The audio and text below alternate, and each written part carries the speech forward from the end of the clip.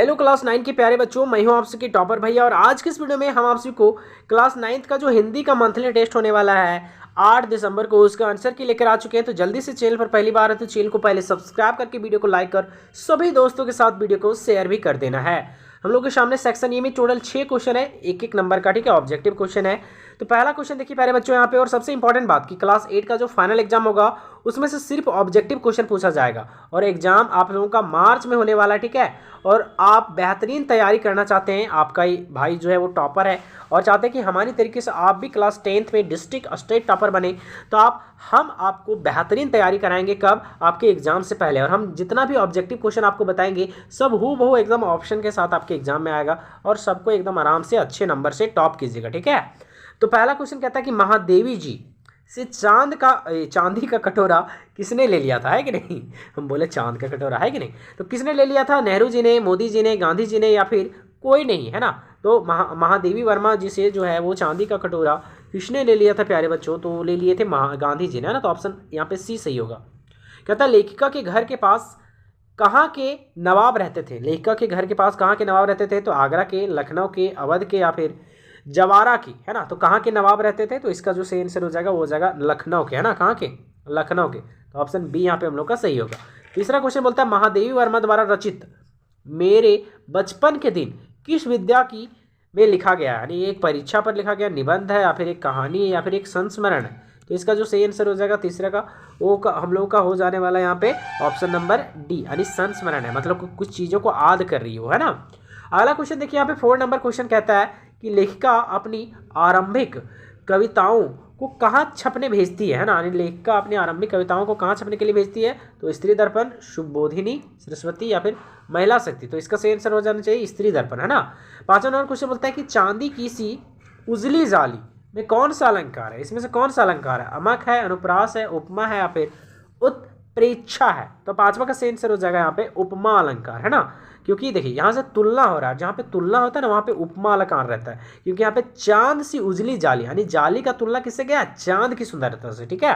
तो इसलिए यहाँ पे जब भी तुलना होगा तो वहाँ पे हो जाएगा उपमा अलंकार, ठीक है। तो ऑप्शन सी यहाँ पे हम लोग का सही होगा। अगला, लोगों के मन को कौन हराता है? शहर, तालाब, गांव की सुंदरता, या फिर समुद्र। तो लोगों के मन को कौन हरता है, यानी कि कौन लोगों को मोहित करता है? तो होगा गांव की सुंदरता, है ना। गांव की सुंदरता लोगों के मन को हर लेता है। तो ऑप्शन सी यहाँ पे हम लोगों का क्या हो जाएगा? सही हो जाएगा। अब देखिए सेक्शन बी में टोटल आपका कितना क्वेश्चन है? तो सेक्शन बी में टोटल आपका 4 क्वेश्चन है, 2-2 नंबर का। ये भी 2, ये भी 2, ये भी 2, ये भी 2। हम लोग नीचे आंसर देखेंगे, पहले देख लेते हैं क्वेश्चन। कहता है सुभद्रा कुमारी ने महादेवी के काव्य प्रतिभा निखारने में कैसे मदद की? और ग्राम श्री कविता में किस मौसम का सौंदर्य का वर्णन किया गया? और बगुलो, है ना, क्या लिखा है? बगुले गंगा तट पर क्या करते थे? यानी बगुला जो रहता था गंगा तट पर क्या करता था? और महादेवी ने बाबा की सोच समाज के अन्य पुरुषों से किस तरह अलग थी, ठीक है।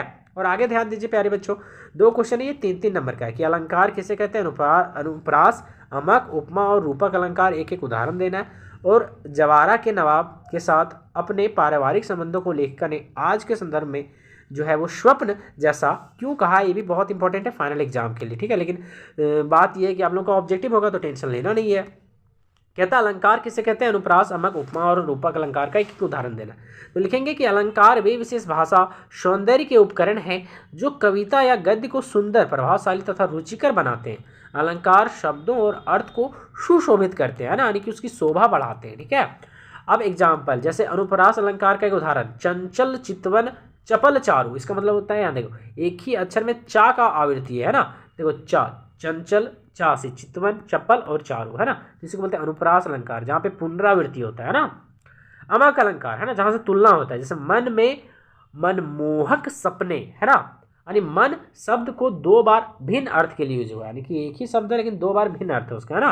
अगला देखिए प्यारे बच्चों, यहाँ पे उपमा अलंकार कहता है कि वह चांद जैसे सुंदर है। देखिए यहाँ पे तुलना हुआ है ना, बोलो यहाँ उपमा में तुलना होता है ना, हो तो चांद, वह चांद जैसे सुंदर है, वह सुंदर है लेकिन किसके जैसा? चांद जैसा, ने तुलना किया गया। तो वही कहता है एक वस्तु की तुलना जैसे किया गया चांद से, ठीक है। और अगला कहता है रूपक अलंकार, तो कहता है कि तू फूल है, यानी सीधी समानता बिना जैसे शब्द के विषय में पूरी तरह से दूसरी वस्तु मान लेना, ना। जैसे डायरेक्ट कह देते तो जैसे चंदा को नहीं कह तुम चांद है ना, तो डायरेक्ट उसको बोल देना, नहीं तुलना नहीं करना कि तुम ही बोल दिया तुम ही चंदा, है ना, इस तरह से। अगला क्वेश्चन देखिए यहाँ पे कहता है कि जवारा कि नवाब के साथ अपने पारिवारिक संबंधों के बारे में लेखिका आज के संदर्भ में स्वप्न जैसा क्यों मानती है। लास्ट क्वेश्चन है, तो लिखेंगे लेखिका ने जवारा के नवाब के साथ अपने पारिवारिक संबंधों को आज के संदर्भ में स्वप्न जैसा इसलिए कहती है क्योंकि उसका रीजन क्या क्या था। देखिए उसका रीजन यहाँ पे है, ठीक है, आराम से देखना है। तो उसके पीछे क्या क्या रीजन था, तो पहला रीजन उस समय उसके परिवार और नवाब के परिवारों में स्नेह, विश्वास और अपनापन बहुत ज़्यादा था, लेकिन अभी होता नहीं, किसी पे भरोसा नहीं होगा, है कि नहीं।